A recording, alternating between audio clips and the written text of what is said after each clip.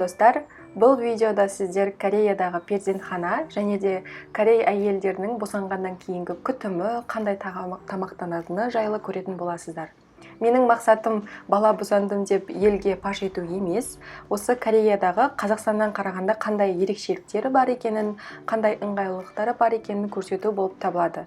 Видео егерде қызықты болатын болса, соңына дейін қарауға кеңес беремін.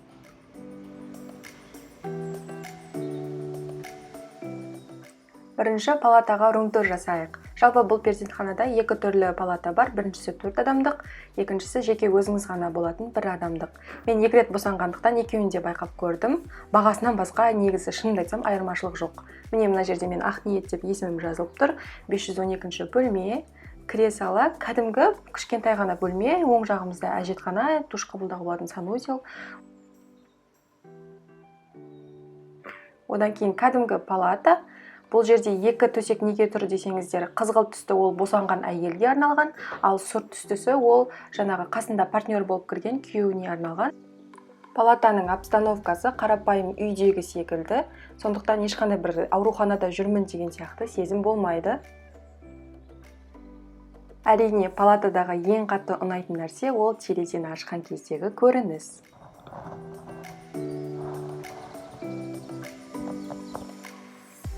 Сіздерге анық болсын деп басқа да бөлмелерді, палаталарды көріп осылай түсіріп жатырмын.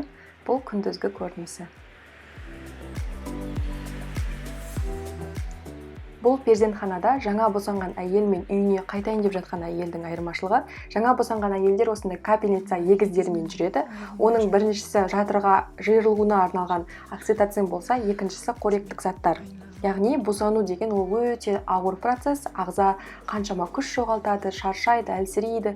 Сондықтан соның өзіне қалпына келтіру үшін осындай кәрістер йоңянже деп аталатын қоректік заттар, витамин капельница деп айтсақ болады, соны салады екен. Мен эксперт врач болмағандықтан, оның ішінде не бар екен сіздерге толықтай түсіндіріп айта алмаймын. Алайда осы капельницадан кейін мен ағзам өзіне қалпына келіп, жүрісім ширап, босанбаған әйел сияқты мықты болып жүрдім. Маған салып жатқаны мына жерде жазылып тұр: аланин, аргинин, аспаргинсан, глутаминсан. Короче, витамин пайдалы деді. Мынау окситоцин. Капельницадан бөлек мен дәрігерім маған дәрі тағайындаған болатын.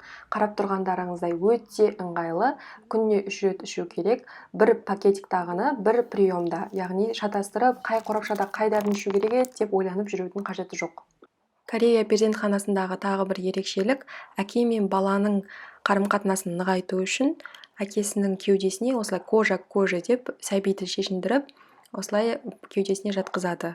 Бөлмеде әдемі музыка, тып-тыныш, қап-қараңғы болып тұрады. Әке мен бала осылай бір-бірімен туылғаннан сәтінен бастап осылай қарым-қатынастары нығаю үшін кенгуру кейр деп осылай, яғни кенгуру секілді кеудесіне жатқызып қояды. Бұл өте күшті бұл, себебі күйеуіме де қатты ұнады. Жаңа туған әйелдің күтіміндегі келесі маңызды нәрсе ол әрине тамақтану. Себебі өзінің ғана емес, өсіп келе жатқан баласын емізетін болғандықтан, оның да ағзасының өсуіне жауапкершілігі бар. Тамақты осылай Кореяда өте ыстық етіп, жып-жылы етіп алып келеді екен. Босанғаннан кейін ыстық тамақ өте күшті әсер береді. Теңіз балырынан жасалған миокок деп аталатын бұл сорпаны босанған әйелдер ғана емес, кәрістер күнделікті тамағында қолданады, себебі пайдасы өте көп. Айтып өтетін болсам, бірінші осы теңіз балдырының құрамындағы көптеген темір мен йод, ол қан тамырларға пайдалы, және де қосымша жатырдың жиырылуына және сүттің мол болуына септігін тигізеді. Сонымен қатар кәріс кореянка қыздар осы сорпа арқылы өте тез арықтап алады екен, себебі теңіз балдырының калориясы өте төмен, 100 граммға 10 калория. Және де құрамындағы талшыққа бай болғандықтан диетаға жақсы, ағзадағы май жиналуын болдыртпайды. Теңіз осы балдырдың құрамындағы фукоксантин деген зат семіз әйелдерде салмақ жоғалтуға ықпал етеді және бауырдағы май жиналып қалған соны азайтуға көмектеседі. Келесі пайдасы құрамындағы өте көп тағам талшықтары пищевые волокна. Олар қан тамырларды тазартып, атеросклероз, жоғары давление сияқты аурулардың алдын алып қоймай, холестерин деңгейін төмендетеді. Келесі пайдасы балдырдың құрамындағы хлорофилл мен ламинан деген заттар қан қысымын ретке келтіріп, қан тамырларды сау етеді. Бесінші пайдасы, балдыр құрамындағы темір өте жақсы тез сіңеді, анемияның алдын алады. Егер осы балдырдың 100 граммын күніне жеп отырсаңыз, ағзаға бір күнге керекті темір мөлшерін жегендей болады екенсіз. Одан бөлек балдырдың құрамындағы фолий қышқылы анемияның алдын алуда күшті эффективно әсер етеді. Алтыншы пайдасы, бұл балдырдың құрамындағы фукоидан деген зат рак жасушаларының дамуының алдын алады екен. Яғни оның құрамындағы антиоксиданттар, белгілі бета-каротин деген заттар қатерлі ісік пен әртүрлі ауруларды тудыратын бос радикалдарды тазарту арқылы қатерлі ісіктің алдын алуда тиімді екені айтылады. Жетінші пайдасы, теңіз балдырының құрамындағы кальций өте көп болғандықтан сүйекке пайдалы. Сегізінші пайдасы, құрамындағы заттар асқазанның денсаулығына пайдалы, гастрит, язва сияқты ауруларды болдыртпайды. Сонымен қатар мына теңіз балдыры өте сондай жабысқақ шырыш сияқты болады. Ол деген құрамында альгин деген қышқылының әсерінен.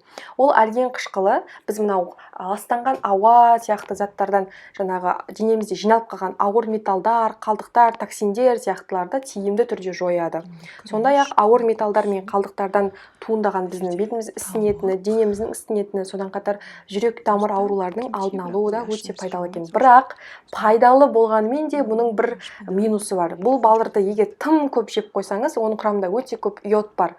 Сол йод қалғанша безінің әрине жұмыс істеуіне керекті, бірақ егер оны тым көп тұтынатын болсаңыз, гипертиреоз деген ауруды тудыртуы мүмкін. Сондықтан өте көп емес, дұрыс мөлшерде тамақтануға тырысыңыздар.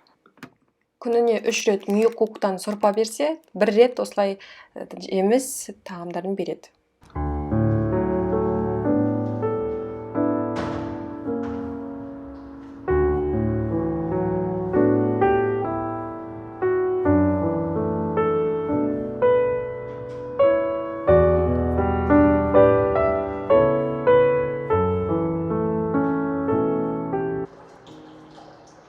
Тамақтанып алғаннан кейін осылай ыдысыма жылы суымды құйып алдым да перзентхананы айналап біраз жүріп қайттым. Себебі босанғаннан кейін біраз жүрген пайдалы екен.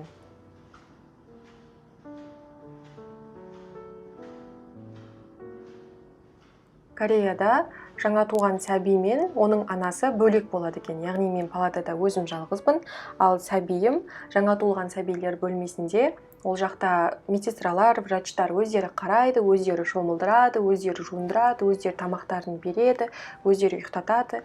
Тек қана мені осылай емізуге ғана шақырып тұрады. Баланы емізу үшін жалпы звондап шақырады. Қазір мені звондап шақырды, қазір баратырмын. Әр звонок өздері звондайды. Емізесіз ба деп. 네, 말씀하세요. 큰 니에트예요. 수유하러 왔어요.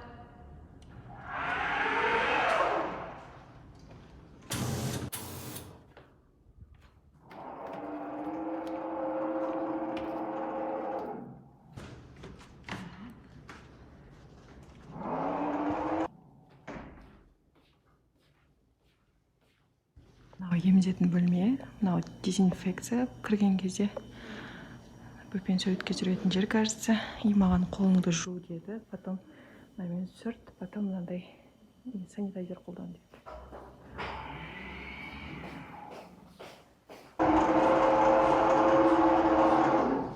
Мына жерде ішетін су бар, памперс, салфетка, бөпенге киім ауыстыратын жер, смесьтің бренді. Потом мынау емізуге арналған жастық, мынау отыруға арналған жастық. Емізу өте ұзақ болғандықтан, бірінші өзіңіз ыңғайланып, жақсылап отырып алмайынша сізге сәбиді бермейді. Сондықтан қараңыздар, аяқтың астына қоятын стульчикта, бүкіл жастықта да бәрі дайын тұр. Бірақ мен жеке өзім ойым, бұл емізуге арналған жастық маған ыңғайсыз болды. Тек қолыма өзім көтеріп отырған ыңғайлырақ секілді. Денеңде ісінулер болуы мүмкін деп осылай массаж құрылғысын берілді. Қай кезде қолдансаң да өзің білесің. Қазір аяғыма массаж деді отырмын. Сондай құрылғымен. Бисмилlah.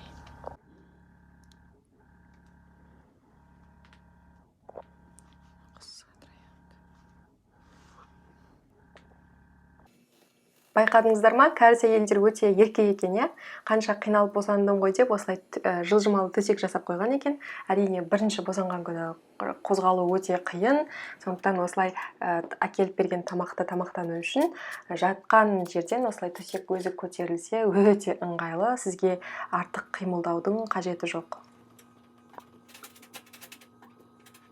Бұл төсексіз ақта қимылдауға болады әрине, алайда бұл шаршаған ағзаға артық қимылдың қажеті жоқ, сондай комфорт. Одан бөлек осы үстімдегі киімді перзентханада берді. Қалаған кезде ауыстырғым келсе медбикеге айтсам тазасын әкеп береді. Менің төсегім жанында осындай кнопка бар. Егер басатын болсам, мына жерден маған апайлар не керек сізге деп айтып сұрайды.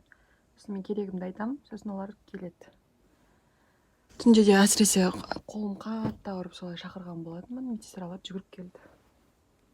Енді перзентханада берілген сыйлықтарға көшейік. Бұл босанған әйелге арналған компрессионды заттар. Келесі сәбиге арналған бүкіл ақпараттар жазылып тұр. Қалай шомылдырасың, қалай кіндігін дұрыс күтесің, қалай емізесің, бүкілін прям ешқашан бөпе көрмегендей түсіндіріп жазып қойған. Одан кейін сәбиге арналған памперс, салфетки және де тағы да бір қатты атап өткім келіп отыр. Бірінші кезде сәби іші ауырып, желденіп қиналады. Ал кәрістер осылай пробиотиктер, порошоктар жасап қойған екен, яғни ішектің дұрыс жұмыс жасауына арналған. Ол сіз қандай тамақтанасыз, одан байланысты емес. Сәбилер енді өмірге жаңа келгендіктен ішектері, ағзалары енді ғана жұмыс істеп бастап жатқандықтан міндетті түрде олардың іштері ауырады. Сондықтан осылай ішінде пробиотиктар берген екен. Мен осы пробиотиктерді суға араластырып кішкене балама бергендіктен іш ауру, колики деген сияқты нәрселер бізді мазаламады. Бөпем қиналмай өзі үлкен дәретке барып жүр.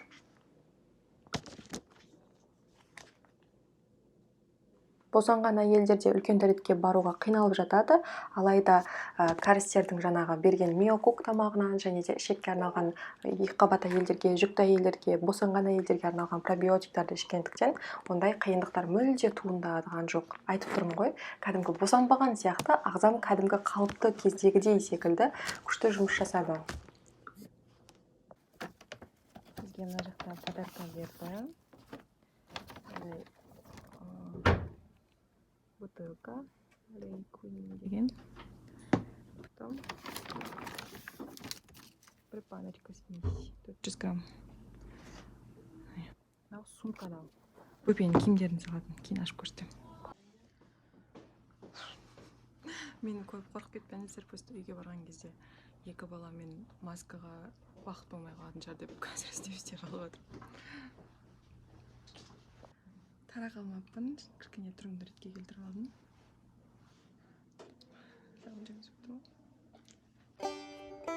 Қазір мен бөпемді алып шығады.